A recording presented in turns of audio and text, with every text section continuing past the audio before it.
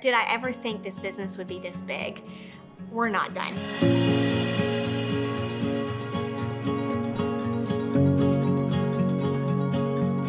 So I don't think it's that big. I mean, it's wonderful and I'm so grateful for where we are today, but we haven't ended yet. We have a lot of things to still accomplish, but I'm not surprised. Yeah, this is we're in it for the infinite game, for the Sure. long-term game. We're always playing long-term. I think of life and business as reaping and sowing, Sure. and we're constantly sowing. We'll reap later, but we're constantly sowing Sure. and moving forward. This is not a hobby for us. This is something serious, Yeah. and we're here to grow. So I think rewind 10 years or 15 years, there's definitely days that I remember that I'd be shocked that we are in the position we are now. But overall, it's not surprising for what I dreamt it of 20 years ago. So I think in the immediate future, what's next is still developing our Germantown location. There's a lot of opportunity for growth there. We just opened the bridal store, and we are not done there. I've always dreamed of having a store in another city. So that probably will happen next, but it could be 3 years, it could be 20 years. It really depends on our children and our family, and financials and all those things that go into play.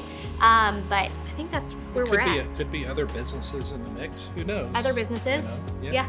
I've always, as much as I've wanted another store, but I've always wanted to produce our own product as well. So I think you'll probably see sooner rather than later us come out possibly with some of our own product. Right. And I think that's super exciting for the next couple months and years, and see kind of where that turns into, and see if that ends up being a wholesale account as well.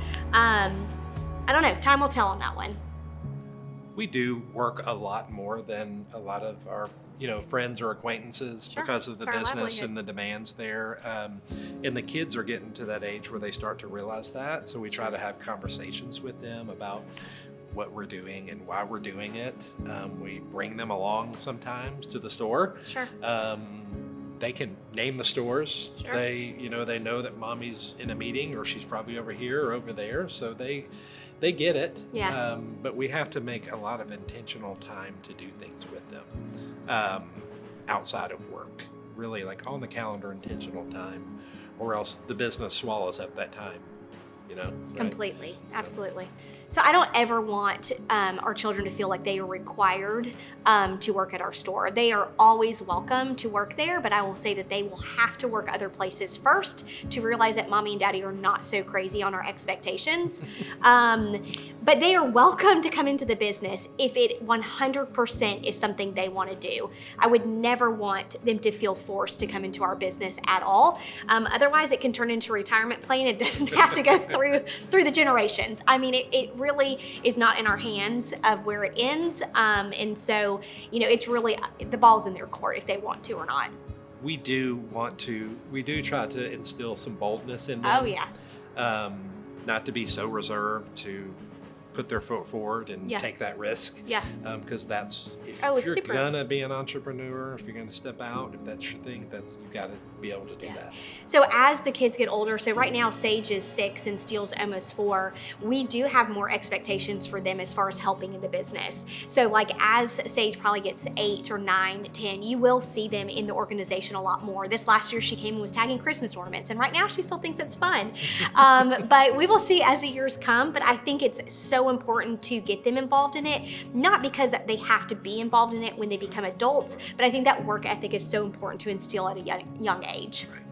There's so much gratefulness and gratitude, honestly, for all of our past employees and customers that have shopped with us over the years. We truly would not be where we are today without each and every person that's come across our path.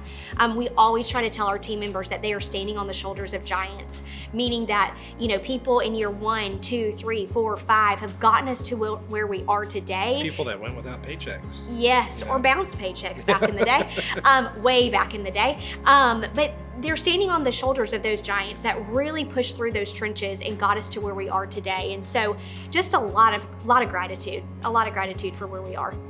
We try to train new team members and show them like old photos and how far we've come, roots, because it's easy for people to come in and say, oh, this Bella Vita, this is it. You know, it's always been here and this is how big it is. Yeah. But it hasn't always been that way. There were some trying times and a lot of hardships and a lot of different work for different people and customers that came in at the right time to help pay the bills, and it got us through it. I think it's important to remember, just as any outsider looking into any situation, is you don't know what their story looks like. I hear all the time, Steph, you are so lucky. Yeah, I am lucky and I am blessed, and we have been truly, truly blessed with our business, but you guys have no idea, like, the blood, sweat, and tears that have gone into and the sacrifices made to get this business to where we are today. So, you know, just realizing that it's not what it looks like all the time. We still work 7 days a week, 365 days a year, and we wouldn't do it any other way, and we're super grateful to be able to do it. It's just not as glamorous as it seems sometimes.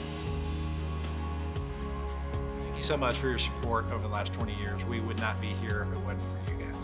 Here's to 20 more. All right.